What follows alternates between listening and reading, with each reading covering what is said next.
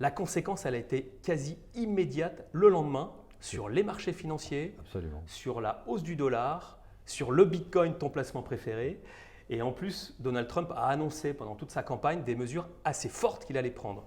Donc est-ce qu'on peut commencer par ça? Absolument. Quelles sont les conséquences des mesures qu'il veut prendre? Il a même déjà identifié une personne pour l'efficacité gouvernementale. Est-ce que tu peux nous décoder un petit peu les conséquences de ces mesures? Écoute, ce qui est très intéressant, Patrick, dans cette élection, c'est qu'elle n'a rien à voir avec celle de 2016. 2016, il arrive, il ne sait pas qui va être élu, il n'a pas d'équipe, il n'a pas de programme, et on voit qu'il tourne un peu à vide pendant 4 ans avec des responsables de son administration qui sont changés tout le temps.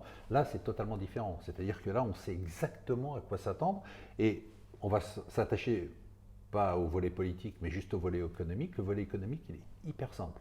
C'est baisse des impôts, drastique, c'est quand même très important, drastique, les mots ont leur importance, hausse des droits de douane, on en reparlera, parce qu'il y a beaucoup de messages, d'analyses sur le retour du protectionnisme.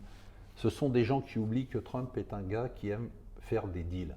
C'est-à-dire que c'est quelqu'un qui aboie avant, comme les gens savent qu'il est à moitié dingue, ils se disent, bah, s'il dit qu'il va mettre des droits de douane de 100%, il va les mettre. Donc, en fait, tout le monde va collaborer avec lui et donc il va avoir des deals très favorables avec la Chine et il aura des deals très favorables avec l'Europe. Je ne crois pas à un retour du protectionnisme. Je crois au contraire qu'il va y avoir des négociations et qu'il va demander un rééquilibrage. On verra. Alors évidemment, dès qu'il va arriver, il va mettre en place les droits de douane, mais c'est une posture pour négocier. C'est toujours une posture pour négocier. Et le troisième élément, et j'ai envie de te dire que si tu me disais de ces 3 éléments quel est le plus important, je te dirais dérégulation. Ouais. Dérégulation. C'est-à-dire que nous, on est tellement enfermés dans un système réglementaire de normes européennes, françaises, environnementales, juridiques, qu'on ne sait même plus à quel point on est empêché d'avancer.